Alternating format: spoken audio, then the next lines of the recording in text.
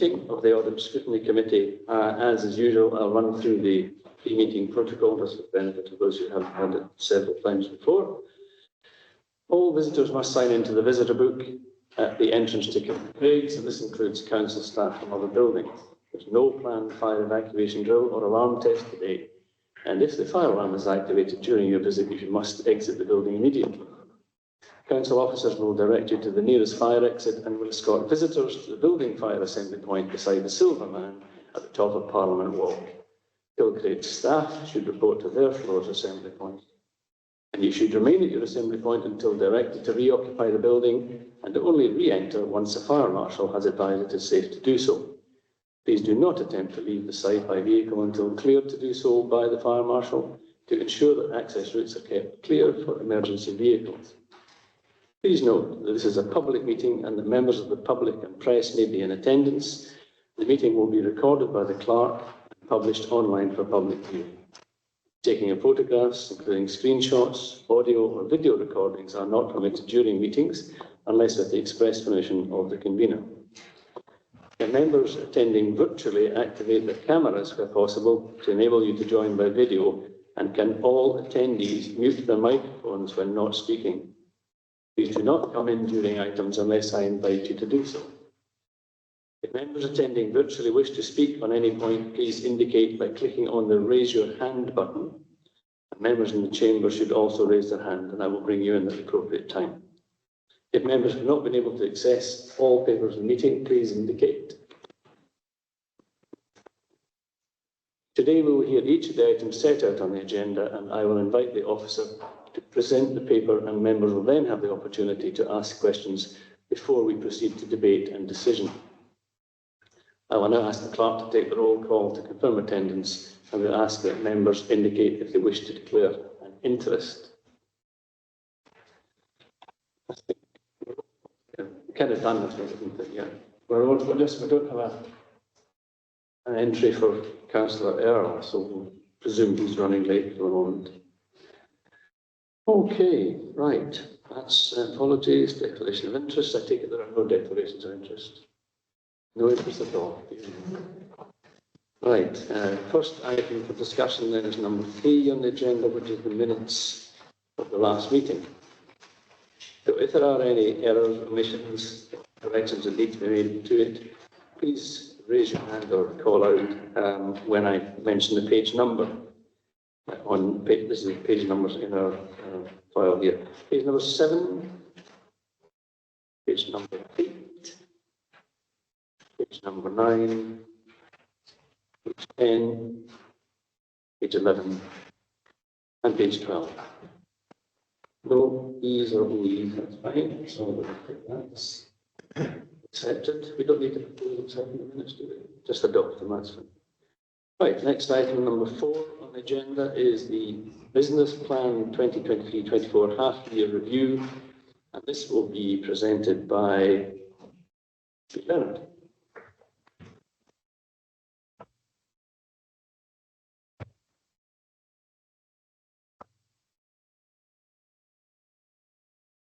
Thank you, Convener, and good morning to the members. So this report provides the committee with an update on the Place Business Plan 23-24, which was agreed back in November 2023. Sections 3.1 and 3.2 of the report set out progress on our policy development timetable and summarises by exception where policies have not been delivered to schedule. And 3.2 sets out a revised schedule, a revised timetable. Section 3.3 discusses our service priorities and make notes on general progress towards meeting these. And sections 3.31 to 3.39 cover service performance and delivery against our agreed improvement plan. And again, this section sets out by exception those items which are either behind schedule and those which have been completed. For further detail on a whole range of service performance and each individual action in our delivery plan is set out in Appendix A. And then Appendix A also includes our service risk register. So happy to take any questions, and I've got colleagues with me if required. Very good. Any questions from members? Councillor Fairley?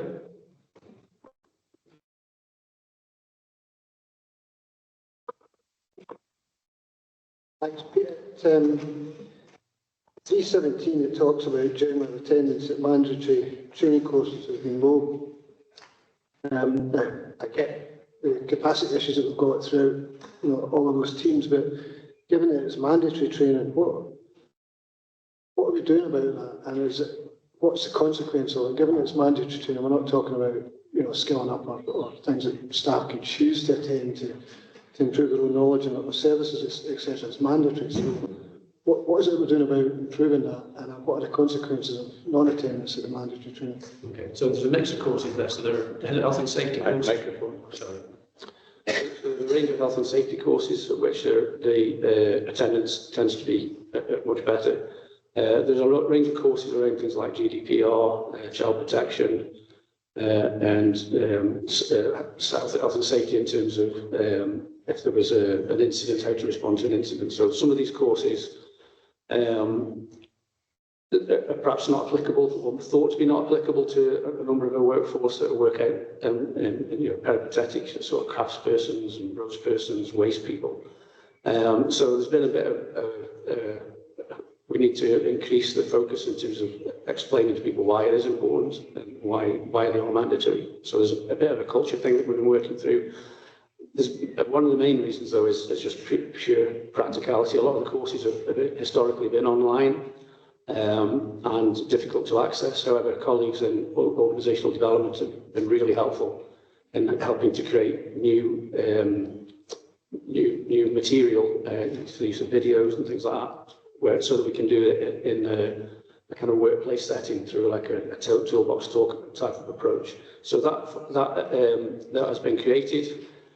And that's really helpful. We've been piloting that in the roads team, and that's been working very well there. So one of the other things is that as a management team, we've recognised that we need to improve. So we're putting in, making specific time for doing this. So taking a leaf out of the book of some other services where they put aside specific days for training.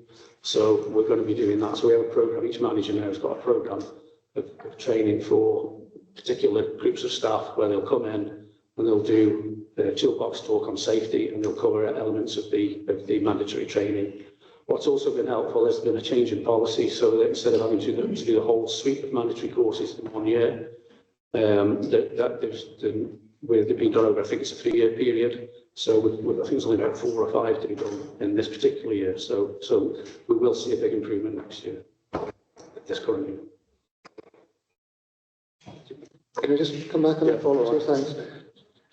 So in terms of mandatory training, is that scheduled and staff are required to attend, or are staff required to book into that training themselves, and is it left up to the staff?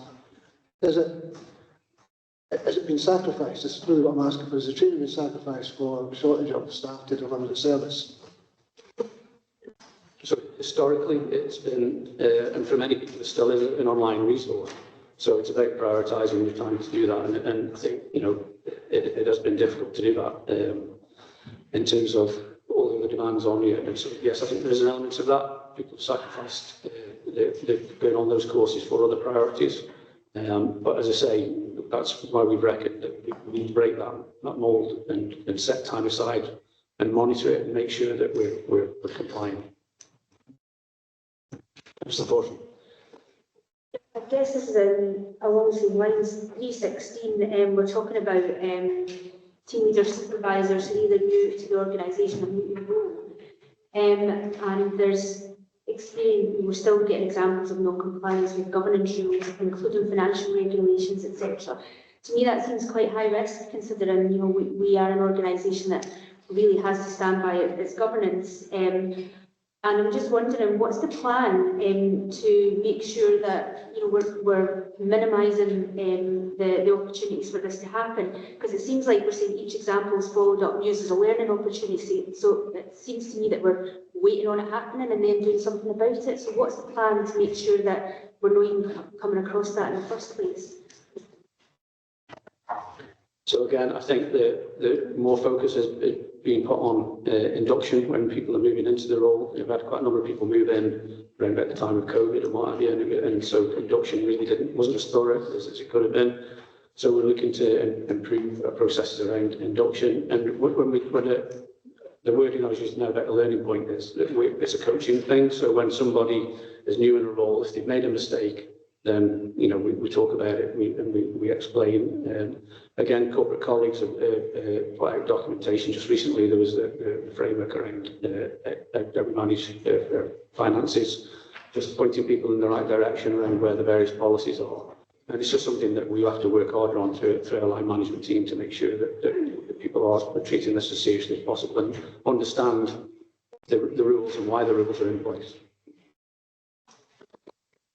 And I'm just wondering, what is the kind of procedure that's in place that when council passes a policy, that this is then, kind of disseminated and everybody knows that actually this is the kind of policy and these are the rules, etc., that we should be following? So generally there's a cascade, so there'll be emails or documents that get cascaded around, and then it's down to individuals to read up on that and make sure that they're familiar with the policies that apply to them, or the standing orders or the financial regulations as they apply to them. But sometimes that isn't absorbed by people, and again, this is where we want to work through the line management to reinforce the importance of that. Yeah, maybe just follow up on some of the points that Pete's made, and he's right that colleagues in the OD are developing a corporate induction programme. There is an individual induction programme for staff where key policies are gone through for new inductees. We've established the Senior Leadership Forum, and we've just established the Team Leadership Forum. We had a session on procurement a number of months ago where all senior managers and elected members were invited to that process, that training. And we are also, it relates to some of the items later in the agenda around audit in terms of compliance and assurance. There is a session planned with senior managers, directors, in terms of the role of the senior manager, the requirements to comply with our governance framework around that. So that'll be taking place, and we've spoken to internal audit about that. So there'll be a direct ownership of managers to ensure they are complying with these processes. Councillor Benny. Thanks, Chair. Yeah, this actually worries me quite a bit because in the past we've had accidents happen because of the safety hasn't been properly inducted into the staff. And I'm just wondering why, if it's mandatory, that we're getting told about, well, if they can't do it or they're not, or they're too busy or whatever, and it's the wrong way to go. We need to be tightening up 100% on this, because if something happens and it's because of mandatory training hasn't been looked at, then that is the council's fault, and that is wrong. I mean, these people should be trained so that they're able to do the job that they're asked to do. Sorry, I know that's not a question, but is that right? Are you asking Pete Leonard, is that right? Is that right, Pete?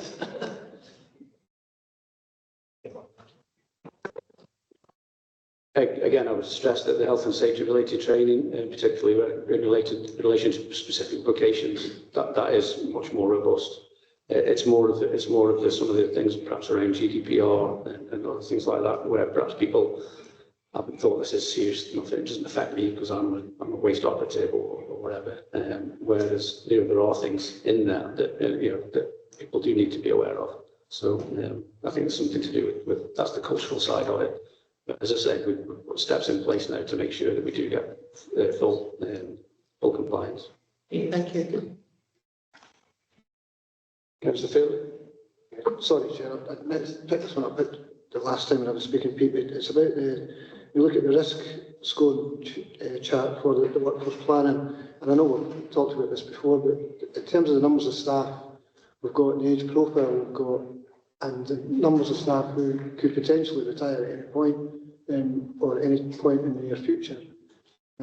So the strategic workforce plan was passed in 2019. 5 years down the line, those numbers are getting worse, I think, rather than better. Is there any reassurance that we can have in and around what steps are being taken to address some of that? Because I think we've got capacity issues now. Potentially, we're looking at a far worse picture if we can't start to reverse some of those numbers, I think. Yeah, I mean, it is a very dynamic picture because overlaid amongst everything you've said there is also the fiscal environment where we're having to reduce capacity. We're just starting the process of looking at what next year's budget is going to be like. So we have got this pressure of not having, having reduced roles, having less money to bring in things like apprentices and graduate trainees, things like that. So that is a pressure that we're trying to manage. We've had some success in that area, though. We've got links. We're actually improving the links as well with Clacks Works in terms of bringing in modern apprentices through into the workforce. The building services team in particular have got a good track record of bringing apprentices through, and also the environment services team have been doing a lot of that as well now.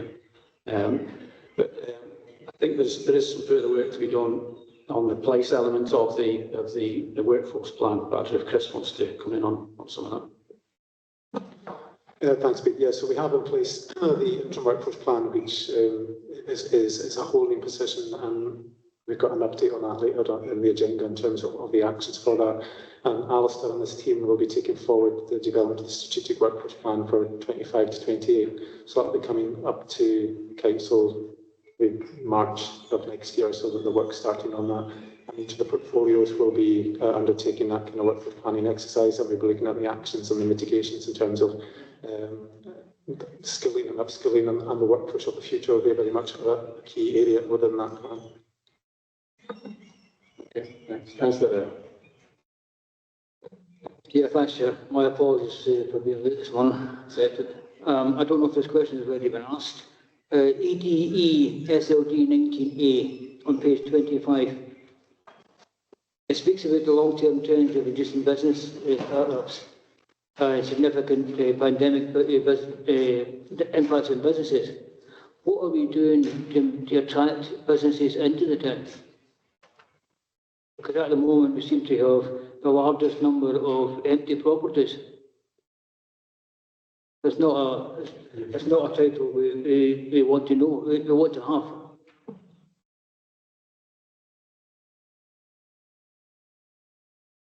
I'll invite Emma to try and answer that question.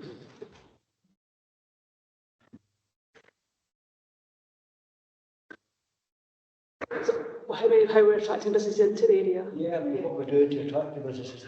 Yeah, well, I suppose there's a variety of different things, isn't there? There's the city region deal. So we have bid for city region deal projects in order to diversify our business base. Pardon? What do you see about? Well, I think it's a really good arm of the economic plan for the area to try and attract new types of businesses in.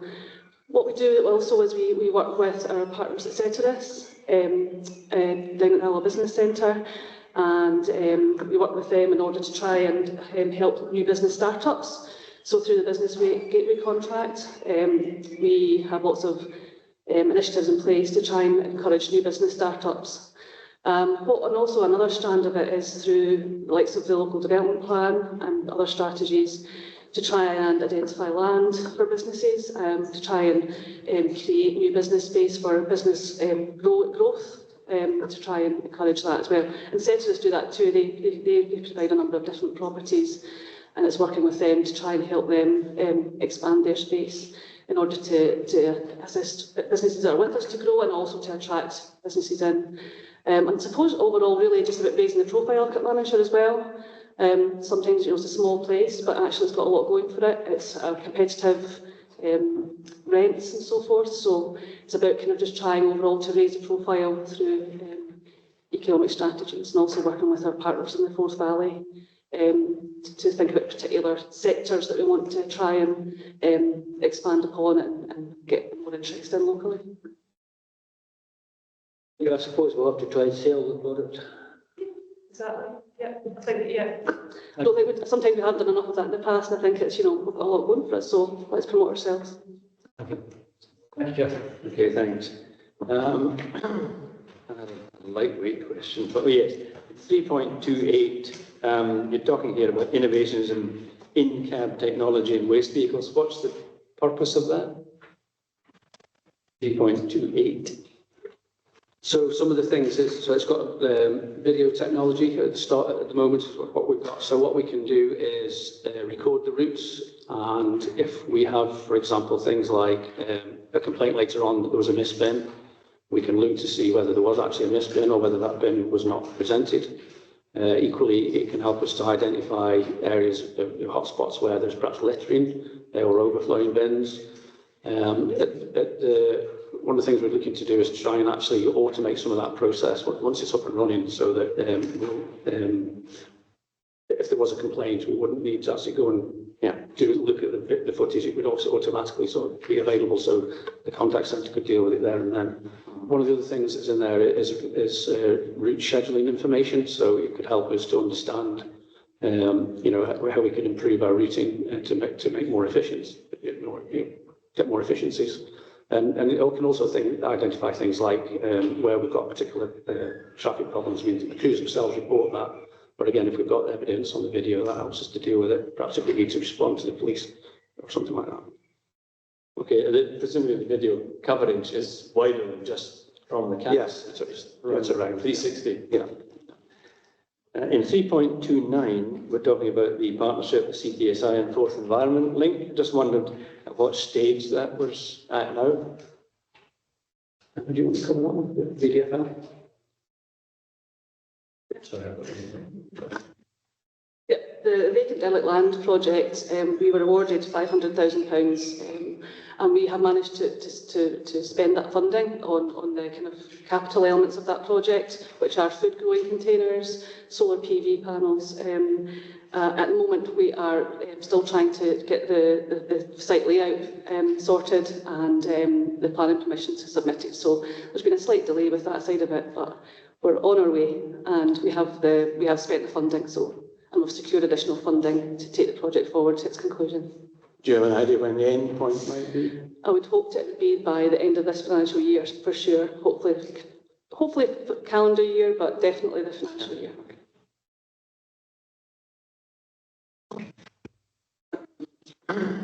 Yeah, I had something else as well. I'm surprised. On page 23, it's I'm looking at the very bottom one. Back to numbers again for me. The target is 11.51 in the very bottom one. This is the rent arrears one. Now, the performance in Scotland is 9.59. Our previous performance was 11.51, which was the highest for the last 3 years. Why have we not set a more ambitious target than that?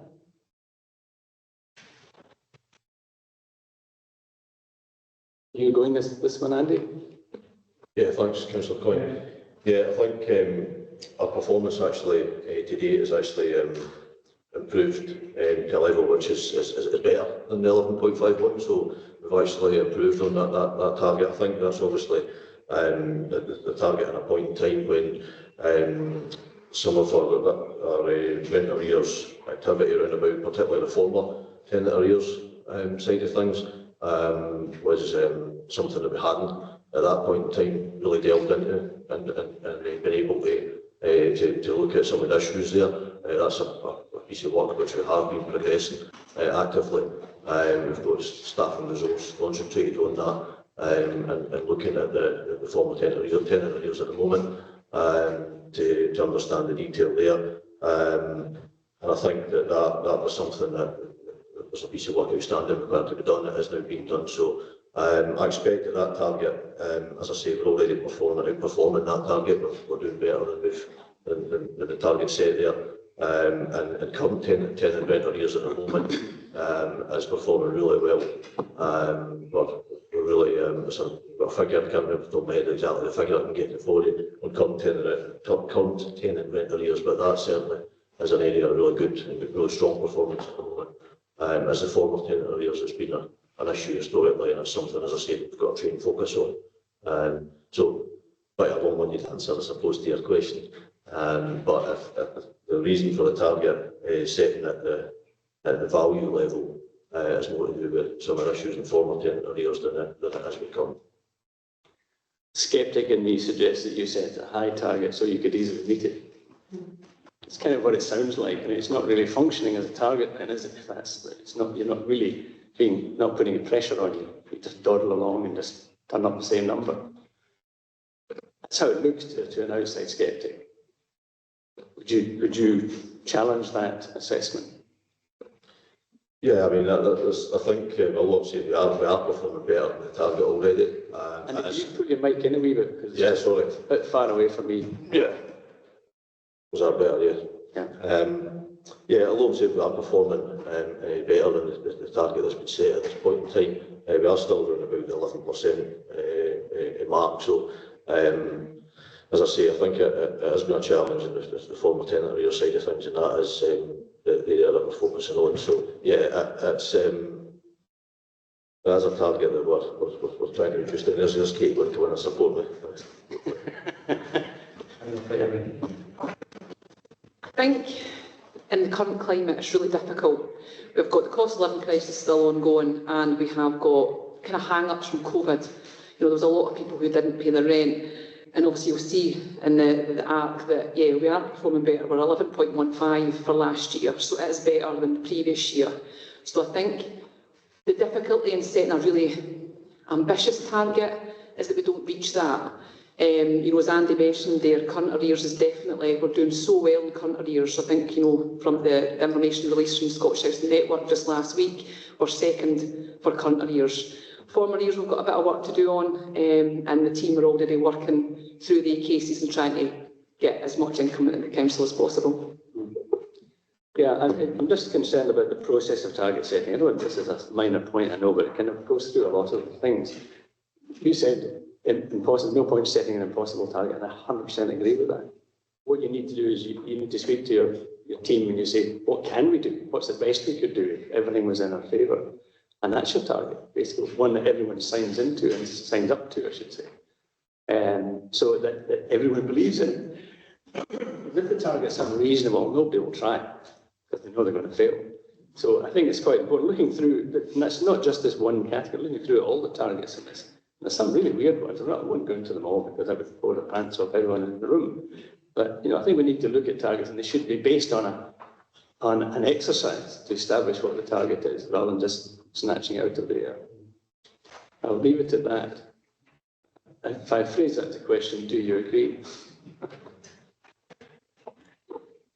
So I've been really keen in my seconded role at the moment to do some sort of kind of housing type conference with the staff to try and set these types of targets. Because I totally agree with you, yes, there's no point in actually setting something that's unreasonable and actually working with the teams. And it's something that, myself and Andy have spoken about a few times, is to try and do what are our priorities with the teams and set achievable targets. So it's something that we would like to do. Good. Okay, thanks for that.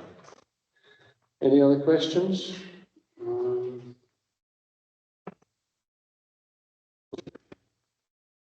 Sorry, this is a minor thing. Page 34, we're talking about the failure to prepare for severe weather events. It mentions flood resilience groups in Alva and Dollar.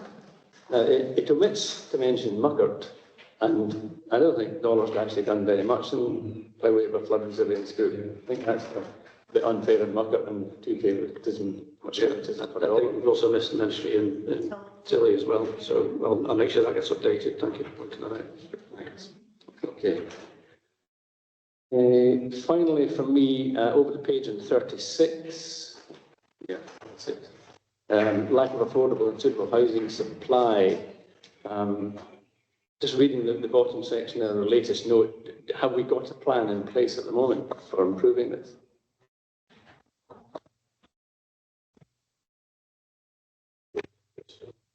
What point is that on? Sorry, Councillor Coyne. Right. Do you see the one, the very bottom one? Similar issues are being experienced across the place.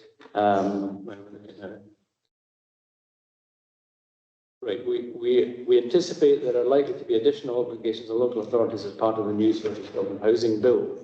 So if you're anticipating that as a problem, are you making a plan to deal with it?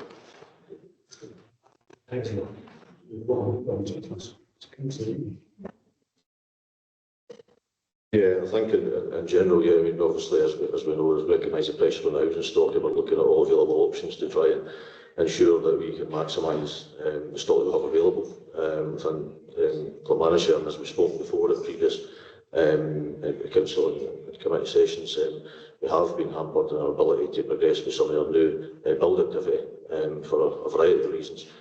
So some of our options have been limited there, but we have, as we know, tried to procure external contractor support to enable us to refurbish void properties and properties bought back from the old market to increase stock to the extent that we can.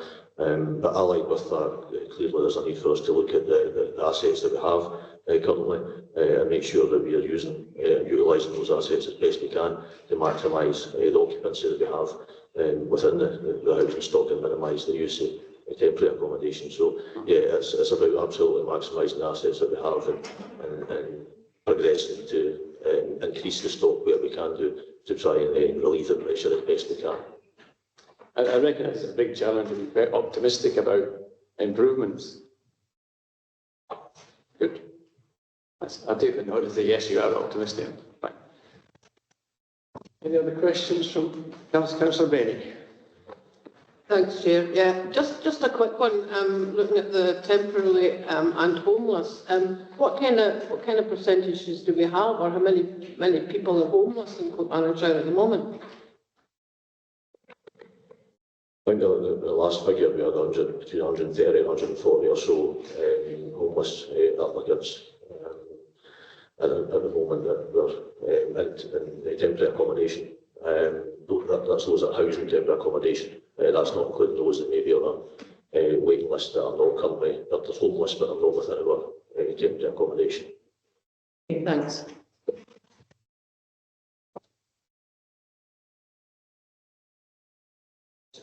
Just a final question on question page 29, talking about the procurement of an agency surveyor to complete tasks and things. How's that progressing? Which item is that? Page 29, two-thirds of the way down, it mentions the procurement of an agency surveyor required to complete remaining. Someone's coming to the rescue.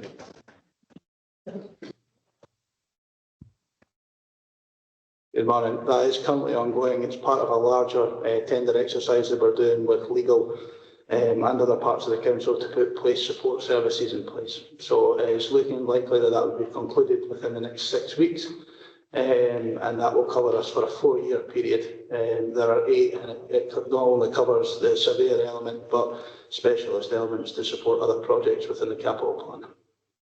Excellent, thank you. Well, if there are no more questions, I will formally propose the paper. Is there a seconder? Councillor Fairley, thank you very much. Do we wish to debate the paper? I think not. Do we accept the paper? We do. Thank you. Thanks very much, Tim. Moving on now to number 5, item 5, the Scottish Housing Regulator Annual Return of the Charter. This will be presented by Kate Roddy. I think.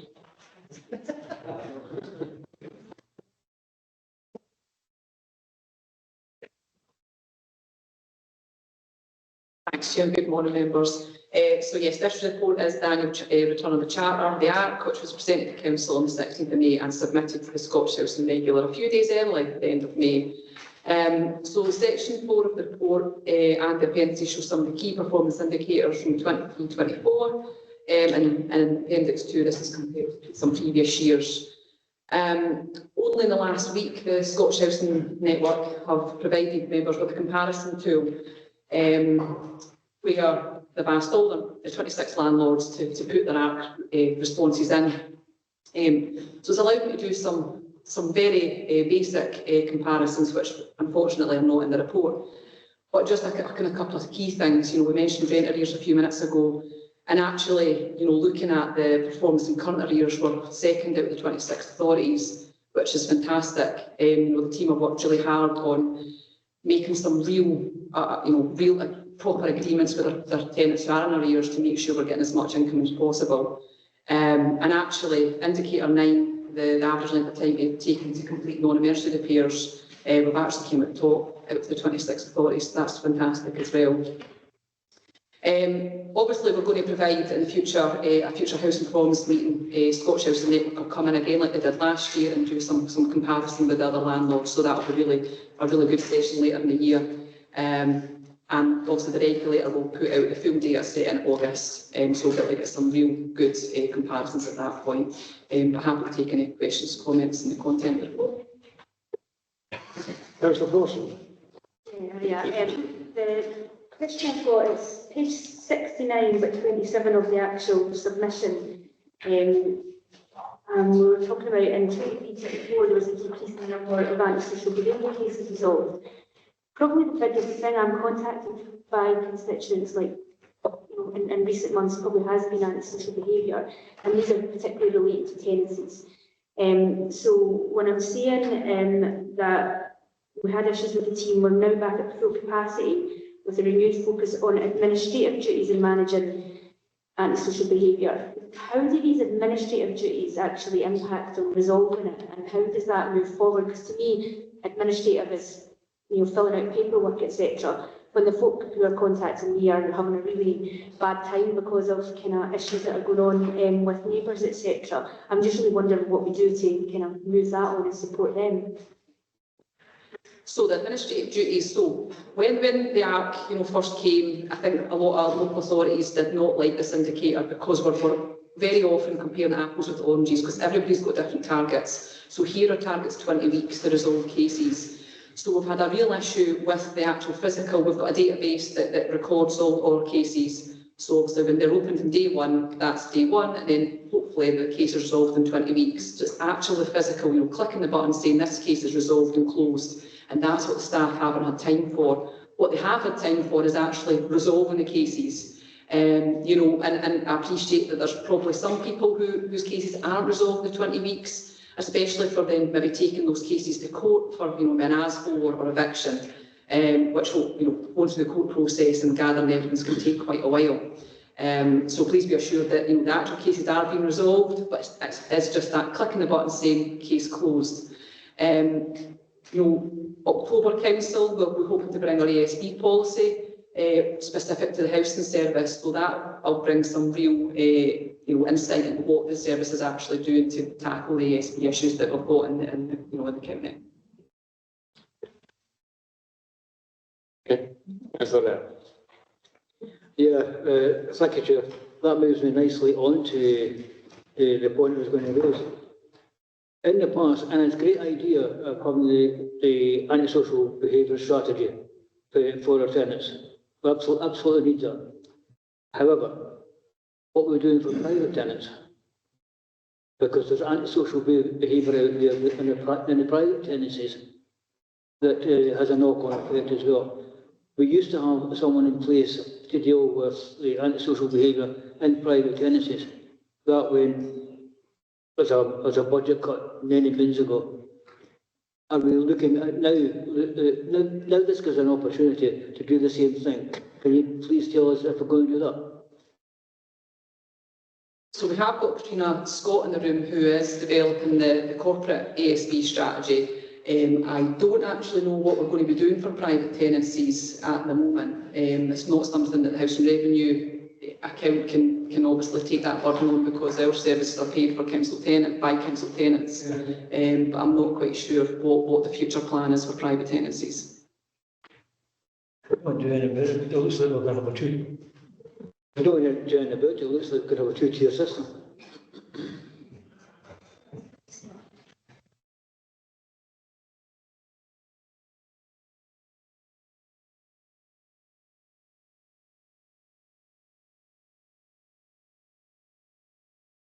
Sorry, can I ask you, Councillor Earl, to repeat the question, please? No. Sorry. No, it's more about the... You put that one off. Yeah, there was more about antisocial behaviour within private tenancies, because that's as big a problem with the private tenancies as it is in council tenancies.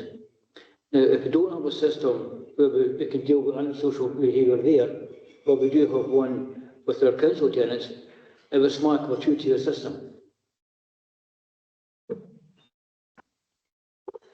Thank you for that. So the work that's been ongoing for the antisocial behaviour strategy has involved a number of different consultations, and what you've highlighted has come back very clearly from members of the public, not only in the online consultation but also community council feedback and focus groups with local residents. What we had decided was that there would be an opportunity to have a discussion with a working group about where we could take that forward with existing resource. We did have concerns about the fact that there wasn't budget for being able to put additional wardens in, for example, and people who could work on that.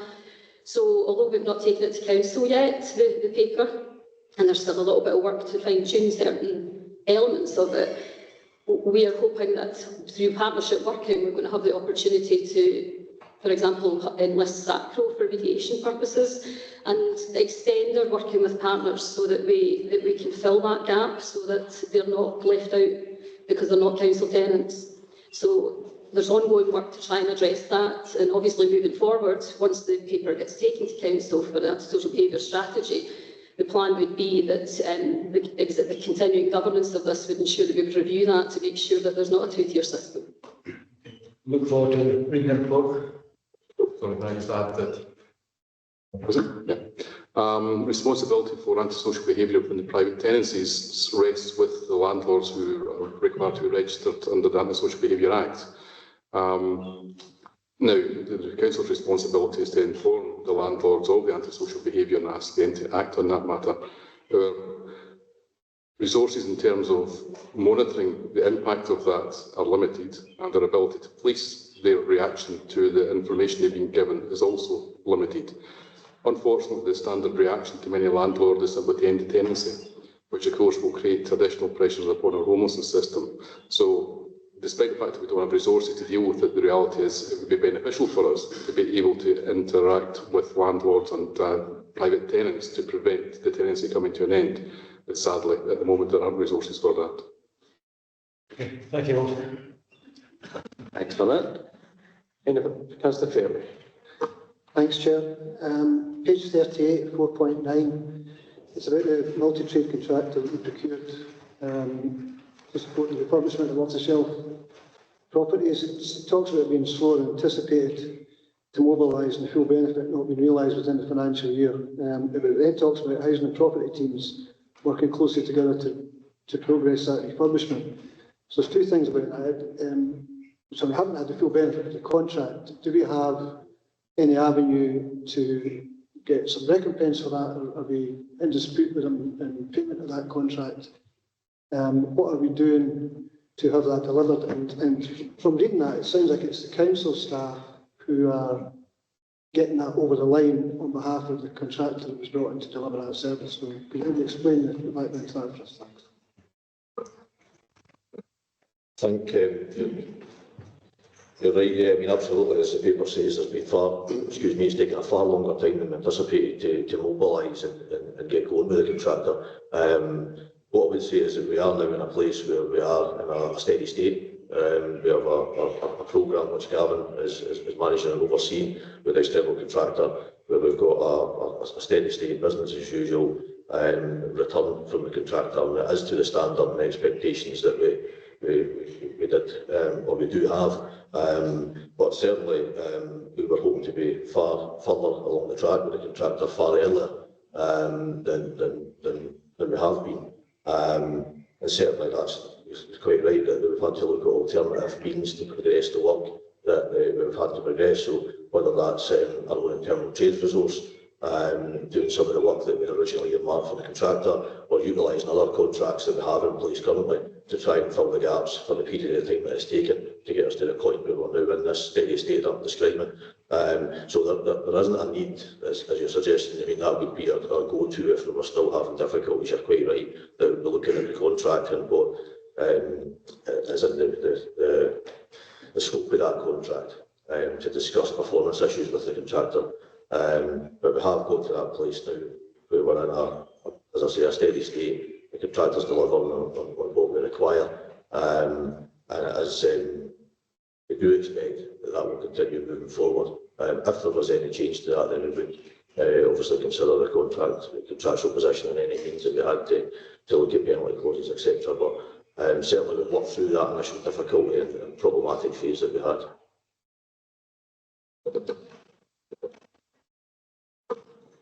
Thanks, Andy. So it's reassuring that the conversations have led to that contract start to be delivered. But is there any conversation going on at all about the failure to deliver in the first year of that contract, and the council having to be the ones that come in and picked up the slack on that and delivered for it? So are they getting full payment of that first year of that contract for that failure to deliver? So to start, it is a call-off contract, so they would only ever be paid for the work that they've done. So there is no penalty in there for them taking longer. Starting the contract is slower because of the supply of the material, but also because they came from other contracts with other councils where the void process is slightly shortened. So what we've had feedback on is that our voids are nearly 4 times the work that other councils are doing, and that is local councils that are within the borderlines of us. And that was one of the issues that came up, is they were not expecting to take as much work on as they were expecting to do the same specification as other councils. The contract meetings that we've had with them is to try and push them to get to the 3-a-week capacity, which we have been reaching for the last couple of months. But I think there has to be an understanding there that we do a lot more in our void properties to reduce future hit on the capital programme and on the repairs service than other councils are doing at this moment in time. I think the key point here is, as Gavin mentioned, about it being a measured term contract, a call-off contract, if you like. So the contractor, for the period of time that they weren't able to get working with us, there was no payment made to the contractor. They weren't making any money at that point in time. So it's obviously in everyone's interest, ourselves, but the contractor's interest as well, to get the show in the road, if you like, and get moving and get on with the work that we're required to do. So for that period of time where we did have difficulty in getting mobilised, there was no payments made at all to the contractor, so they weren't making anything at that point in time. One final question then, and this is just based on what we're being told ourselves from other people. Is there any concern around the standard of the work that's been done or the spec that's been met in comparison to what we're delivering ourselves as a council? At the start of the contract, there was concerns in regards to some of the plumbing work that was put in. That was rectified by the contractor, who removed the subcontractor from the job. In terms of quality and delivery of what our internal teams are doing against the contractor, it's pretty net neutral. There's no difference in the quality. There has been some issues raised in the bi-weekly meeting I have with the union representatives, but on looking at the work and surveying the work that's coming out, it is in par with what we are delivering internally. I've just come in there as well, just on what the actual tenants think, since I think it was really high last year, the satisfaction with the condition of the void properties when the tenants signed up. I think the last 4 or 5 months it's been 100%. So the quality that the new tenants are getting is really high. Can I just get clarification in what I think you were saying about the different councils? That we have, as a council, taken a deliberate decision to spend more on early repair work in order to forestall later on significant capital expenditure. Is that the thinking behind that plan? So that is the thinking behind that plan, but it's also that you do not have to disturb the tenant once they're in the property. So, for example, where a capital kitchen may be due in 2 years' time, but we take on a property where it's required, we would take the initiative to take that kitchen out and repair it at the point of void. That also happens with bathrooms, and if the person is requiring social work bathrooms, we take that into consideration when doing their job as well. We've found over the last couple of years that the condition of the properties coming back have been worse through COVID, and the buybacks and the off-the-shelf purchases that we've had, we need to do that anyway, because the amount of work that's going into these properties to bring them up to the tolerable standard, we're normally doing rewires, boilers anyway, so it makes sense to do the kitchens and bathrooms at this point. But in terms of other councils, what has come back from both the Scottish Procurement Alliance and the contractor that we are on site is that Clacks are delivering a gold standard through their voids, and I think that can be seen in the figures that are coming back in the satisfaction. Always have worked to other councils. I understand what the void processes can be like, and that it can be shortened through things, but we're not cutting corners here. I think that needs to be taken into consideration as well. That's good to hear, but that you would agree, would you not, that it's important to judge whether gold standard is what's required or whether platinum or silver, either way is better. We would always aim for gold standard, regardless of what capital programme that we're putting in, rather it's off the shelf or if it's for voids. In the event that we were going to take that back or strip that back anyway, then that would be a decision for council to make, and we would bring that back in a paper. But we've been operating at a high level now for about 7 years, and I think the statistics on how happy our tenants are and the 97.4% on the SHQS figure that's in the report as well kind of supports. Yeah, I guess that's the test, isn't it, really? Okay, thanks. Any other questions? No, in that case, I'll formally propose the paper and I'm looking for a seconder. Councillor Earl, thank you very much. Do we wish to debate the paper? No? Do we approve the paper? We do. Thank you very much. Right, item 6, multi-trade contract property services, and this is going to be given to us by Gareth.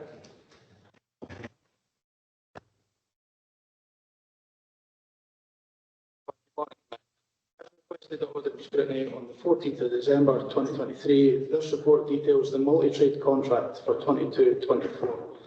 The report details the current status, financial position and operating requirement of the contract with the overall aim of maintaining reassurance of operational capacity.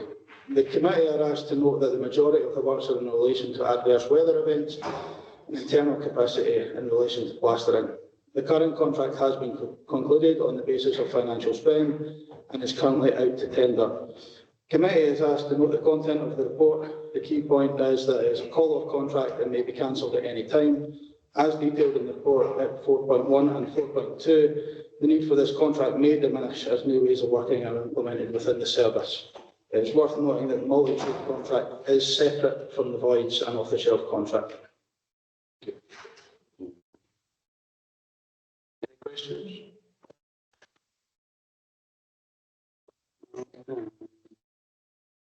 Yeah, just a general question. What's your view on the financial efficiency of this contract?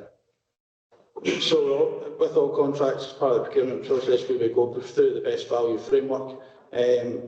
We had no choice but to use this contract after the adverse weather event, where we had a legal problem with another contract for roofing where we were challenged.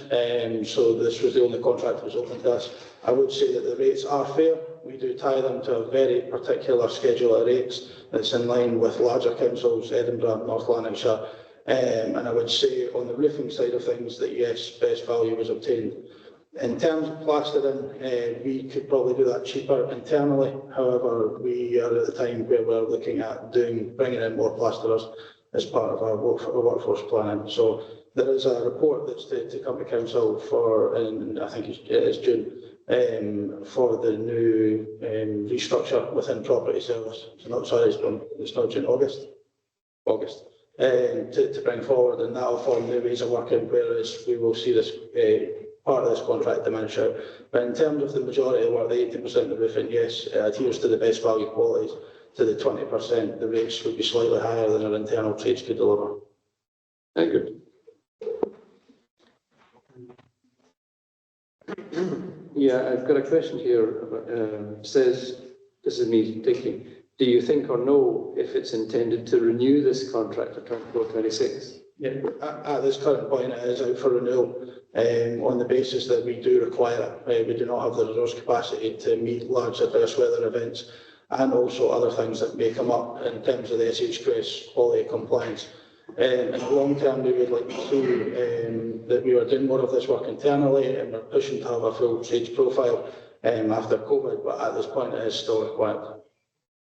Thanks, Gavin. Any other questions? No? In that case, I will formally propose the paper, which asks us to note, comment and challenge the report, which we've done. Did anyone wish to debate the paper? Sorry? Oh, I need a seconder, sorry. I need a seconder. Mr. Fairley, thank you again. Right. Does anyone wish to debate the paper? No? Do we approve the paper? No. We do. Thank you very much, Gavin. Moving on. Item 7, the Ukrainian refugee programme update, which will come from Wilson Lees.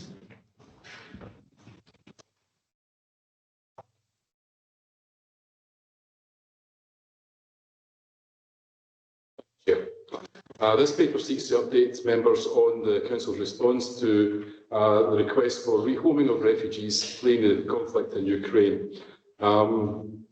You'll see that the Council's response, and particularly those of the members of the public, were significant. The government opened up 3 access routes for refugees from Ukraine, first being for those who had family members in the UK. That didn't impact upon us to any great extent. The other 2 routes were the Homes for Ukraine scheme and a subset of that, which is the Scottish Government's Super Sponsor scheme. Super Sponsor scheme came to an end on the 13th of July. As part of that process, the Council was required to do low-level checks in relation to the suitability of properties which were being offered and to the individuals to make sure that criminal records checks were carried out for that. Those checks required a number of services to get involved: social work services, environmental health, and housing services, and of course education have been largely involved in the support going forward for families. 97 households within Clack Manager offered accommodation, of which 57 of those were fully tested and found to be okay. The other ones weren't rejected, they simply didn't reach the end of the process. Ultimately, 36 hosts have provided accommodation within Clack Manager. At this point in time, one is approaching 23 months. Since the paper was written, there's been an extra couple of months on that. We have 40 households from Ukraine have arrived in Clack Manager, and you'll see that that comprises of 80 individuals, 22 of whom are under age 18, 5 of whom are age 70 or greater. 30 from in Clack Manager, and again, a variety of services have been involved in supporting individuals. Primarily, the housing service ran the administrative tasks in relation to the scheme, which includes the meet and greet of the Ukrainian refugees arriving, supporting the hosts and making regular payments to the hosts under the scheme. A number of individuals have made application through the Council's housing systems, and some have transited through the HOMO system. At this point in time, 14 households have made use of the HOMO system, and 6 are currently in temporary. The finance has been adequate from government to cover our costs, and has allowed us to make some future plans about continuing some sort of support through ESOL, etc., and the housing support provision going into the next year or 2. Scheme at this point in time that the numbers of people who are coming to Clack Manager across Scotland have reduced. There's only been 3 new individuals who have applied or come to Clacks in the last 6 months. But of course, that's rather dependent on the situation in Ukraine, which remains volatile. So Katrina will be able to give you more details on the education response and the adult education response.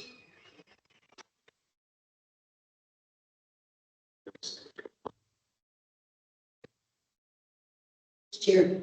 So information regarding the provision of ESOL, so English for speakers of other languages, is already included in the paper that you have today, but I do have some additional updated information as follows. So we currently have 27 Ukrainian learners accessing ESOL provision, 23 of whom are in a positive destination of either volunteering or employment. Forth Valley College also received funding from the Scottish Funding Council to provide ESOL for adult learners as follows. We have 6 learners attending National 3-4 classes, 5 learners attending National 5 classes or above, and 3 senior phase school-age pupils are attending the ESOL School Link course at Forth Valley College. The number of Clack Manager children enrolled in schools and establishments in Clack Manager, the number of Ukrainian children, 6 enrolled in secondary school, 10 enrolled in primary schools, 2 enrolled in nurseries, and 2 are homeschooled. 8 out of the 10 primary pupils are receiving targeted English as an additional language support in school. 95.45% of primary refugee pupils are enrolled, and 92.96% is the average attendance for percentage for primary pupils. In secondary, we have 4 senior pupils, and we have 2 in the broad general education of 1st to 3rd year. The percentage of secondary refugee pupils enrolled in school is 100%, and the average attendance is 95.29%. 3 of our senior phase pupils are attending the ESOL School Link course at Forth Valley College. 4 out of the 6 secondary pupils are also receiving targeted English as additional language support in school. We have 3 school leavers from June 2023 who entered a positive destination. 2 pupils progressed onto a university course and also passed their Ukrainian National Multi-Test, which is a Ukrainian school leavers exam. 1 pupil progressed onto an ESOL course at Forth Valley College. In addition to this, we have therapeutic support from the educational psychologist team, and 3 school-age children have received support for ongoing trauma. Thank you. Any questions? I'd like to ask a question. What's the ultimate aim of the objective? Is it to hold these individuals, temporarily here, and must they go back to Ukraine, or have they the option to stay here? Their visas initially for 2 years, that has been extended, I believe, but ultimately their visa is time limited, and it'll be up to the Home Office to determine what their long-term future is. I think, Katrina, you answered the next question. I was just going to ask how many male adults of working age were in it, and were they being offered the opportunity to work and contribute rather than just receiving? Yes, absolutely. We work alongside the refugee support team, and that includes employability partners. So we have opportunities to link up our refugee families with Skill Development Scotland to ensure that there are opportunities available for them, so they get the same information that we would give to other adults who are looking for employment. Sure. Do you know what the uptake is? I don't know at the moment, but I'll certainly find that out for you. Yeah. Useful, thanks. Yeah, okay. And Oliver, if you had to go through, this is to both of you, if you had to go through the whole process again, what would you do differently? If anything. What went wrong? I'm not actually sure anything went wrong. I think your response to it was remarkable given the very short-term nature of it. I would say that, controversially, we were very fortunate that we had 2 experienced and flexible officers who were on redeployment at the time. And I would have to say that if it worked for them, I think our response would have been significantly deteriorating. I'm not sure we'll be able to respond in the same manner now. Okay, thanks. Good to know. I think that's got that. Fine. Any more questions? We'll do that. Oh, in that case, I'll formally propose the paper. Do I have a seconder? Thank you, Councillor Errol. Do we wish to debate the paper? No? Do we approve the paper? Yes, good. Thank you very much. Let's move on to item 8. Public Bodies Climate Change Report Duty, Clackmannanshire Council Annual Report, Internal Audit. Bye. Chair. This committee report informs members of the outcome of an internal audit process carried out on the Council's Public Bodies Climate Change Reporting Duties Annual Report, and sets out actions that have been taken forward to address the issues that were raised. The statutory annual report was submitted to Sustainable Scotland Network on its due date of 13th of September 2023. However, due to operational delays, no internal audit was carried out in advance of submission, as is normally the case. When this was done after submission, a number of anomalies and typographical errors were found, and this, coupled with the auditors being unable to validate the report prior to submission, meant that it was given only limited assurance by the auditors. Sustainable Scotland Network were informed of the points raised and amendments to the report were made. A number of recommendations were made in the auditor's report, which is attached to the report at Appendix 2. These are also set out in section 5.2 of the report, and the status of progress with each is provided. And as can be seen, 4 out of 6 audit recommendations are complete and 2 are in progress. The report sets out the difficulties faced by the team leader in previous years in completing the report. Successful completion requires significant input from a wide range of officers across the council. This year, a more systematic approach has been taken through the newly formed Climate Emergency Working Group. And whilst the key function of this group is to take forward the Climate Emergency Action Plan and Strategy, this annual report and its associated timetable for completion is now a standing item on the agenda of this working group, as many of the managers that are attending have direct access to the information needed. This will ensure that delays experienced last year do not happen again. So happy to take any questions. Okay. Questions? In 5.2 I said 5.23, it says, where possible, provide calculations of potential carbon savings, etc., etc. Who actually provides the science of that process? Where does that come from? I think I'm going to have to defer to my technical assistants online. Lawrence. Lawrence. Is it not there? Oh, can you hear me? Lawrence, we can. Yes. Yes, the technical details, we will obtain that details from the businesses, organisations that we're actually working with. They will actually capture the details themselves. And I've got to say that not all organisations that we work with will have that technology. And many local authorities have struggled to actually carry out that calculation. But as reported in the SSN report, many local authorities like ourselves are moving towards carbon accounting. But it is an expensive process and it is in its infancy at this point in time. Okay, thanks, Lawrence. Further questions? Emma, 5.6, a climate emergency action plan. What does that look like? It essentially looks at different subject areas, so things like housing, planning, economic development, waste, transport, and it sets out actions that we as a council are going to take in order to reduce our carbon output and our carbon levels, and it sets a time frame for that.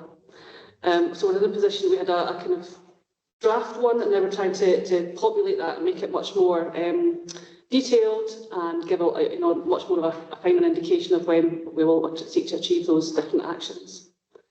But it's really kind of to help us move towards those targets that we've set ourselves. I don't think any other questions. No. Okay, so I will once again formally propose the paper. Hello, I have a question. An intervention? No, sorry, I've got my hand up here. I don't think. Sorry, Brian. That was okay. I've asked a quick question. Yeah. Please carry on. Thank you. No, I just had a really quick question about on page 108, item number 7, about the staffing pressures. So that concerns me a bit. It says there are increasing pressures on staff to deliver the climate change initiatives and comply with the statutory returns. So is there anything that's going to improve that situation? Or is that kind of, are we filling vacancies or recruiting more people, or is that going to be ongoing? We're doing what we can. We recognise that this is an area which requires a lot more attention and staff time now. And what we've been discussing recently through carbon training is that perhaps, as well as having a team which is dedicated, small team, but we've got a team dedicated to see through the climate change strategy, that we need kind of experts within each of the big service areas, particularly things around transport and waste, trying to perhaps train up people within those teams so that they can then drive forward those changes necessary and then feed back up into the climate change. It's difficult, we're a small council, but I think that there's within our scope of what we've got, maybe we can try and look at additional staff who might be able to train up and to become these experts. And also we've done quite well within the energy sustainability team of, whilst we're only 2.5 FTE, we've actually expanded the team through external funding sources in order to build it up. So it's not at the expense of the council necessarily, but we're able to look at external funding sources and get more expert staff in to assist with this. Just following on from that, this is a fairly new endeavour. Is there any opportunity for collective thinking amongst all of the councils about, to cut duplication costs out? Yeah, it's a good point. I think there's potential to work with, neighbouring authorities, other authorities to share expertise. I suppose if you thought long term, it could be something that could be a shared service, but we're obviously not talking about that right now. But yeah, it's like everything, isn't it? It's like local development plans. There's 32 authorities do the same thing, and I think there probably are opportunities there to share expertise and work together on certain things. Indeed, we worked with Stirling Council on the City Region deal renewable energy master plan, regional energy master plan, sorry. So that's a joint endeavour between the two, funded by City Region Deal, to take forward sustainable energy systems across the region. So it has been done. Okay. Right. Okay, Councillor Quinn, are you fine now? Yeah, I'm happy. Right, good. Okay, in that case, I will now formally propose the paper. Seconder, please. Councillor Ben, thank you. Right, does anyone wish to debate the paper? Did we approve the paper? Yeah. Okay, thank you. We'll move on. Item 10. Item 9, sorry. This is the interim workforce strategy update given to us by Natalie. Thank you, Convener. Morning, members. This paper is presented as a committee to note the progress of the interim workforce strategy for the period 2023 to 25. The paper provides a 6-monthly update as to progress with the strategy, which is designed to set a foundation for workforce development ahead of the development of a new strategic workforce plan for the period covering 2025 to 2028. Since approved, there have been areas of significant development with the strategy, including development and rollout of a new internally administered staff survey, creation of a new team leaders forum to supplement and build on the success of the existing senior leadership forum, and conclusion of the future ways of working group and hybrid working arrangements. However, progress with the strategy has also been impacted by resource challenges within the HR and workforce development team, resulting in a number of areas being worked on beyond their original deadlines.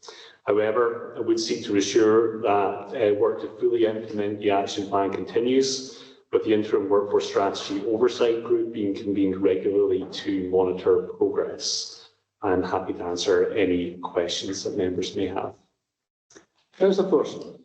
Yeah, I've got a couple of questions.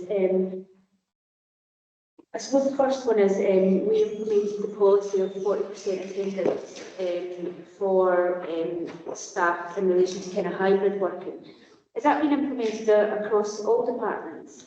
So are we seeing consistently every member of staff in the building or a building 40% of the time?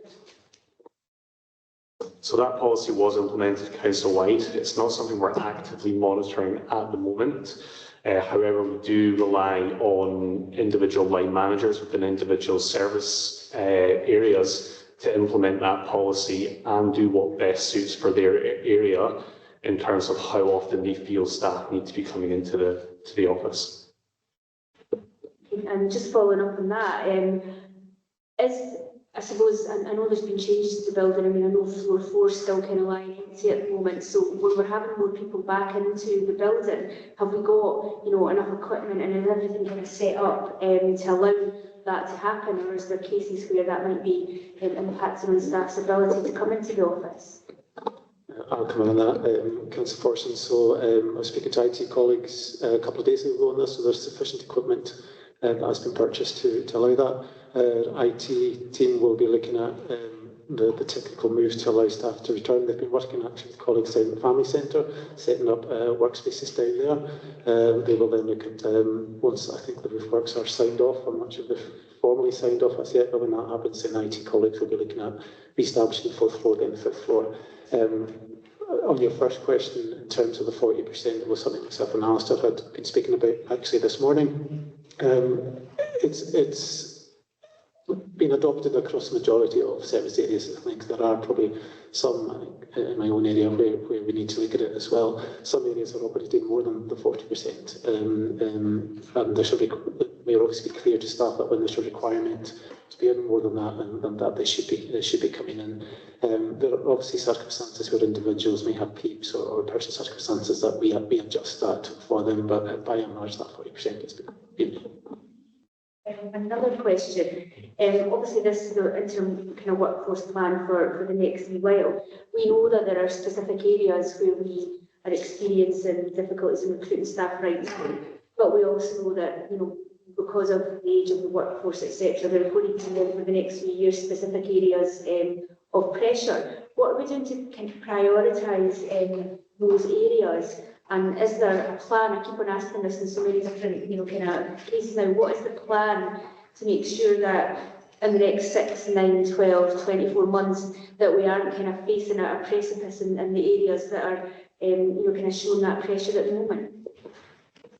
So this interim workforce strategy is meant to provide a foundation for workforce development going forward. Now, one of the main things that you find within this plan is the need to really strengthen service-based workforce planning.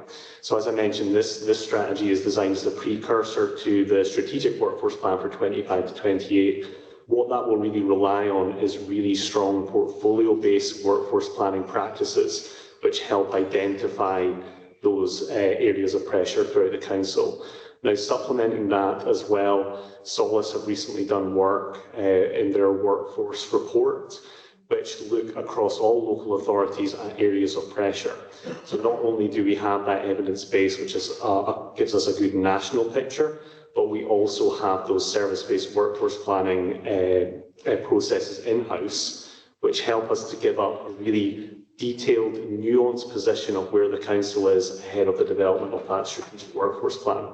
I think what is key to mention, though, is that it shouldn't be seen as something which is done in isolation as a one-time process. So whereas the strategic workforce plan will have an awareness of that 3-year period, service workforce planning should be fully integrated as part of business planning. So it's done on an annual basis. So you're continually looking at and reviewing the workforce pressures that are present within the authority. Another one. I think the situation is the same across all 32 local authorities in specific areas in relation to posts. We all know, for example, that there's difficulties in employing health and safety or trading standards or other kind of technical specialties. You mentioned your Solace have done a bit of work, but is there kind of active work going on across 32 local authorities to identify areas where we could potentially share again expertise and specialities? We are a small country, and I could easily see that you could build up, kind of teams that could serve 2, 3, 4 local authorities in relation to areas where there are pressures. So I will come back to that Solace report again, because there is a really good example that sits within that benchmarking that's been done. One of the areas that was highlighted in Client Manager and has been highlighted across the national pictures with procurement. Now, Solace have made recommendations within the report about how exactly that there can be shared resources across local authorities on a collaborative basis to ensure that where demand for, in this example, procurement is outstripping open market supply, we can make use of those limited resources on a more collaborative basis across local authorities. Now, if you take that work and you extrapolate that out to all the different workforce pressures, there is undoubtedly opportunities for collaboration, and it's something that colleagues in HR and workforce development have looked at in the past to see if there are opportunities to collaborate with border local authority neighbours. But you're absolutely right, it's something that we need to be looking at more in the future as these pressures become more acute. Alistair, 3.6 talks about the establishment of the Team Leaders Forum and the inclusion of Future Ways of Working Group. What outcomes have come from that? What are the key achievements of those steps? So I'll cover each one. The first one, the Future Ways of Working Group, we now have, as Councillor Forson has just discussed, we have that 40% office attendance that's come into force. We also have a hybrid working policy, as well as being responsible for the opening up of the reception area as well. So we have seen real benefits come along with that group. With the establishment of the Team Leaders Forum, we're quite early days with that. Now, we have had the first 2 sessions of that, and just to give you the context of that, the Team Leaders Forum was created off the back of the success of what we call the Senior Leadership Forum, which is a forum that was created in order to emphasise collaboration across service areas to increase the opportunities for networking among senior leads and to also identify areas of best practice or innovative practice. We've seen the real success over the number of years that's been in operation, and what we wanted to do was roll that down to the next level of the council, because we see particularly with managers who have a very operational role, that the opportunities for cross-service collaboration going forward from the council could be really transformational for us. So we have had the first two meetings of that Team Leaders Forum where we discussed firstly the staff survey, the recent staff surveys that were brought to the last meeting of Audit and Scrutiny Committee, and we had a look at the ongoing Public Services Improvement Framework Corporate Self-Assessment. That's a mouthful to say. But we also had a look at that together to see if there was ways in which we could develop that piece of work. So that is in its infancy, but if we take what we know from the successes of the Senior Leadership Forum, I expect that there will be similar positive outcomes coming from that in the future. How often do the team leaders meet? So we aim to have those meetings quarterly in the same manner as the Senior Leadership Forum, but we also, it's worth saying, we supplement that with more ongoing communication through utilising MS365 with the Teams channel. So both the Senior Leadership Forum and the Team Leaders Forum both have their own individual Teams channels where they can share interesting articles that they've seen, or we can highlight training opportunities and those sort of things. With the SLF and the Senior Leadership Forum, we also do open forum events where on a lunchtime people can come along, join in for an hour, and it's literally, as they did in Rome, it was an open forum. You can bring any subject you want, and we find that they're incredibly useful for people to come along and either highlight good work that's ongoing, which is great, which is really an effective method of communication, or also to highlight challenges and discuss interesting things that are going on throughout the office. Mr. Fairley. Thanks, Chair. Ali, you made reference to the staff survey. I should probably know the answer to this one, but is that an annual staff survey? And has the information that's been gathered through that staff survey, has it been of value that's been allowed to be incorporated into the thinking in terms of future strategy? So the staff survey is annualised. This year is the first year that we've moved to an internal staff survey, where we did use external resource before. The benefit to that is we have a lot more flexibility with our surveys, so we can run it on an annual basis, but we can also do touch point surveys going forward. So it gives us a greater degree of flexibility that if we really want to get more in-depth information on some feedback that we received in that annual survey, we can do that. Now, in terms of is it effective, is it used, essentially, it's what we're looking at. The interim workforce strategy itself, many of the actions that are within the action plan that you are seeing today are based from the staff survey. And the good thing is, from when we started doing the staff surveys in 2018, we have a continual baseline of data, particularly from our staff engagement, 5 staff engagement indicators, that we can bring forward every year that helps us prioritise what our needs are in terms of workforce development going forward.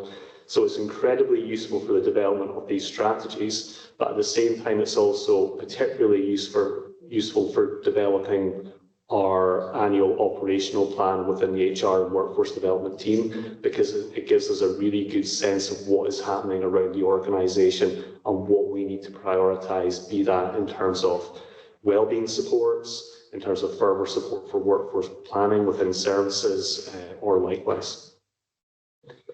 One might expect that the outcome from all of this staff surveying and consultation and hand-holding, as it were, and I'm not demeaning in any way by saying that, is that you'd expect greater participation going forward. Is that the case? Can I just clarify, is that greater participation with the staff survey? Yes. The uptake and the response rate, shall we say. So prior to COVID, we saw a year-on-year increase in our staff survey, and we got up to beyond 40%. Now, being quite frank, since COVID, we have seen that drop, but we have noted that from doing the surveys post-COVID, pre-COVID to post-COVID, we are seeing that starting to increase as well. And that's just based on the methods of engagement that we're using to promote the staff survey with staff members across the organisation. As you know, we operate such a diverse range of services. It's not enough for us just to promote a survey on our Connect intranet or put a poster in Kilncraigs, because we have thousands of other staff members throughout the authority. But we have seen those increase, and we would hope to maintain that increase, because the more feedback we can get from the staff survey, although it is statistically valid at the moment, the better placed we are to develop those supports going forward for staff. Okay. And do you actually try and sell the survey to the staff by indicating the good outcomes for them that have come through it? Yep, you're absolutely correct, and that's why things like the Team Leaders Forum and the level of continual engagement that we do is so important. I think, as I said at the last Audit and Scrutiny committee when we were discussing the staff survey, actually doing the staff survey is only one part of the process. You need to really fully complete the circle, and part of that is feeding back what we are doing with the results of those surveys going forward. You may have noticed, I believe it's still up, there is a video playing in the Kilncraigs TV that's in the atrium, which is showing what the results are. We've done similar promotional material through management cascades and use of multimedia as to what we're doing with those survey results. Excellent. And we look at page 129,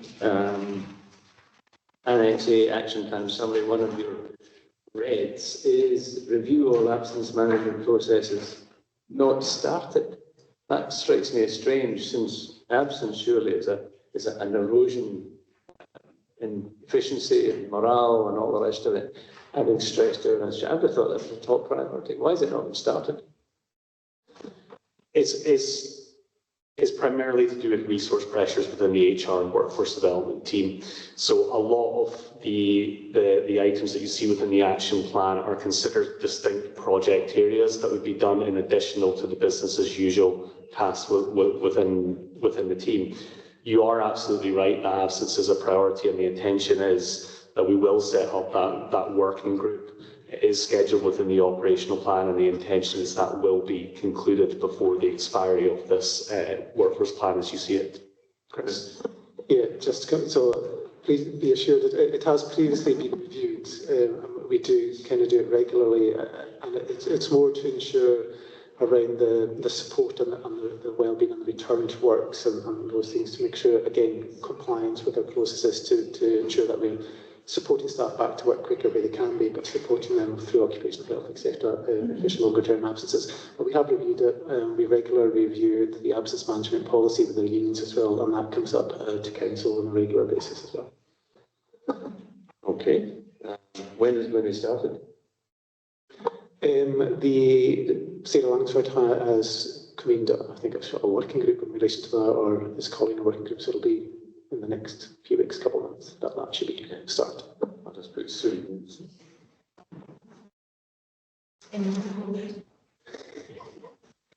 Yeah, another one over the page 130. One track working group is played by a consortium exploring this, which is hard to reach staff groups. Could you expand a little bit on that? I just wasn't quite sure what that was about. So the term harder to reach groups it's an odd terminology, but that's basically what we say is anybody that might not be corporate facing, might be working out in our communities, or typically might be non-PC facing. Reaching harder to reach groups can include a number of different areas. So that could be general communication with staff. It also could be in relation to things like mandatory training, which we've already discussed this morning. The challenges present with reaching these groupings of staff, we found, have been consistent across local authorities. Now, the update in the interim workforce strategy here does note that the Clyde Valley Consortium, which looks at e-learning specifically, is looking at this issue of harder to reach groups. Now, it is noted there that it's 10 other local authorities. It's actually 21 different local authorities that are looking at that. Now, they've recognised that the challenges that local authorities experience going out and communicating and promoting things like mandatory training with staff are consistent. And so the aim of this group is to really take a more in-depth look at those challenges to see if there is a consistent number of recommendations and actions that we can take that we can then roll out across all those local authorities. Thank you.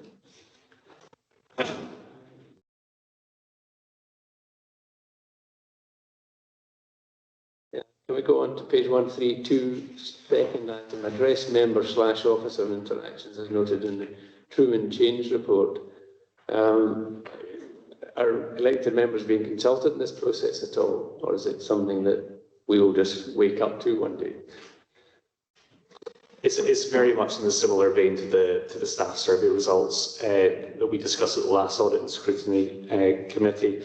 There were isolated instances of what I would describe as tension between council officers and elected members that were noted through the Truman Change Report, which was the capacity and skills audit.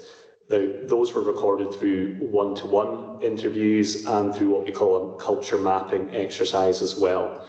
That is work that is still ongoing, but I would imagine absolutely it needs to be a two-way process, and elected members would be consulted as and when recommendations or actions are identified as part of that. That's me. Any other questions? No? I'd like to formally propose the paper, which asks us to note, comment and challenge the report. Do I have a seconder? Councillor, thank you very much. Do we wish to debate the report? We do? No, we don't. Okay. Do we approve the report? Thank you. The report is approved. Thank you, Alistair. Number 10 on the agenda, cyber security and resilience. Report by Sherry, who I think is doing it online. Yeah, good morning, councillors. Can I just check you can hear me okay? Yes, we can. Yeah. Okay, thank you. So this report presents an update on the work being undertaken on cybersecurity, preparedness and response by the council. Cybersecurity remains a significant threat across the UK and Scotland, with numerous high-profile cyber incidents affecting the public, private and voluntary sectors and reported in the media. Scottish Government's framework for a resilient Scotland recognises that whilst making systems and technology secure is a key mitigation, how we plan and prepare for, withstand and manage, recover and learn from, and how we understand the constant shifting threat picture is equally important. Since our last report to committee on cybersecurity, a significant amount of work has been undertaken by the council. This work includes collaborating with partners and suppliers, workforce development and awareness raising, governance and reporting, and business continuity, planning, response and incident management and recovery. The report also provides a high-level update on the technical work being undertaken to ensure our systems and tech network are secure. I'm happy to take any questions on the report. Any questions? Sherry, a quirky one. The replacement telephony system, how does that help with cybersecurity? The previous system was no longer supported, so if a cyber incident resulted in failure of our telephony, we would unlikely have been able to recover it. The new system is supported, so our suppliers would be able to assist us to recover that. Fine. There's also some security patches in the old system as well, which would provide a vector to attack our environment. So we've been securing those and removing them. So John Allen. If I've understood what's just been said, the telephony system is hackable, is that what you're saying? We put security in to avoid that. Right, and that's why it's included in this report. I understand now. Okay. Quirky question here on 137, understanding cyber risks and threats. Participation in the Scottish Government empowering women to lead cybersecurity in Scotland. Why? I can answer that, councillor, because it was me that participated in that programme. So Scottish Government are trying to increase the number of women in leadership roles in tech and cybersecurity in particular. So the opportunity came for me and others to apply for that programme. Really, it's a leadership programme supported by Scottish Government to assist women in cyber roles across Scotland. And it also helps to broaden the network of women in roles across the sector in Scotland. Right, thanks. So it's not because women are better at it, the Bletchley Park sort of effect, as it were.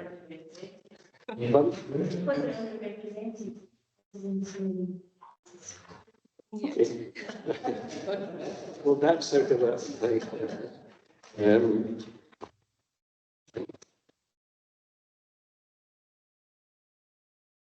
Yeah, it was just a general question. Do we know if we've ever been targeted and have successfully fended off an attack? Yes, and yes. How often? Every day. Every day we get attacked. Every day we receive emails. Every day that contain viruses, malware, different vectors of attack. We actually have attacks coming via email, attacks coming over the internet, trying to attack our websites. We could actually have virus attacks coming on USB memory sticks. So this is why we have security measures actually on devices, on our telephone system, on mobile telephone systems. We've got multiple different ways of being attacked. We've got defences in what are called the border gateways. Okay. I found an anomaly in that I had a spreadsheet on a memory stick just stuck into my laptop upstairs, downloaded it into the laptop, but I couldn't load it back up again. I updated it, worked on it, and I couldn't upload it. Is that not the wrong way around? You can download things because there could be information you could be finding elsewhere that could be useful, but we avoid that coming back into the ecosystem of the council. So the security on there is what's stopping that coming back up the way. If there's a need to get that information back into us, there's two ways. You'd actually take that file and you can actually email it across, and it then comes in through our email gateway, in which case it has 2 security checks done on antivirus by 2 different providers. Second way is ask IT to upload the file for you, and we do the virus check for you. Okay. So just email it from my home email system to my council address, and if it comes through, it'll be usable. And yes, and I can lift it out again in an updated format. Fine, thanks. Sorry, not part of this process, but just something that was a bugbear. Will that have no further questions? Are there any others? No? In that case, I will once again formally propose the paper. Secondary. Councillor Benny, thank you very much. Do we wish to vote the paper? No. Do we approve the paper? We do. Excellent. Let's move on to item 11, which is we move into the audit side of business. Now, maybe this is just a time to take a quick 5-minute break if people want to go out of the road or any other part of their body. If we don't need the break, we'll just carry on. Martha, right?